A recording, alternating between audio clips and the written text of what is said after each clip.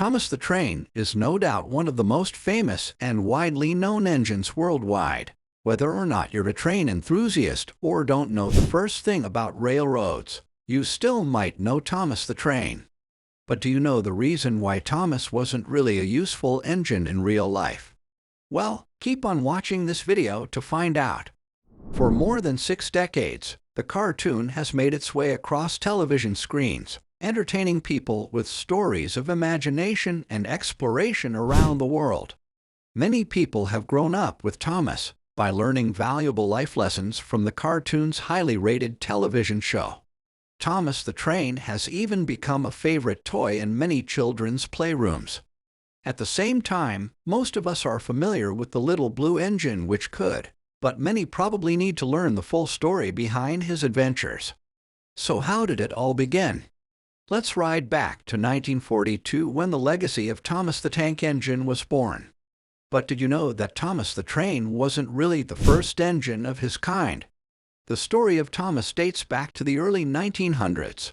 Author Reverend Dodry, a lifelong railroad enthusiast who was inspired by his father's love of railroads, began by writing the Railroad series, which told stories of Edward, Gordon, and Henry.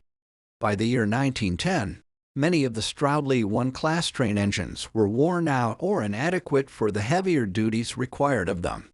Also, D. Marsh intended to rebuild some examples with a larger boiler, but his unexpected retirement had completed only one E1X rebuild. Marsh's successor Bill Linton reversed this policy and ordered 5 more powerful locomotives from Brighton Works instead. The new class included several features found in other LB&SC classes. This included an E2 class boiler. They were delivered between 1913 and 1914. Later on, the new design was judged to be successful, except that they were found to have an inadequate water supply. And when a further order for 5 locomotives was placed, they were given extended side tanks. The second batch was delayed by the war's onset but was eventually delivered between June 1915 and October 1916. In December of 1942, Cardry constructed a toy tank engine named Thomas for his son, Christopher, as a Christmas gift.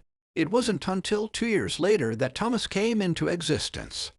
The stories of Thomas quickly began, and eventually, his first published story came in 1946. The E2 class engines were mainly used for heavier shunting and short-distance freight duties in the London area, as their small coal bunkers made them not suitable for long trips. And these included empty stock workings at Victoria along with London Bridge stations. 2 were tried in 1914 as passenger locomotives on the push-pull duties, with the locomotives in the middle of a rake of around 6 coaches. Still, the experiment was abandoned during the same year as they needed more coal capacity.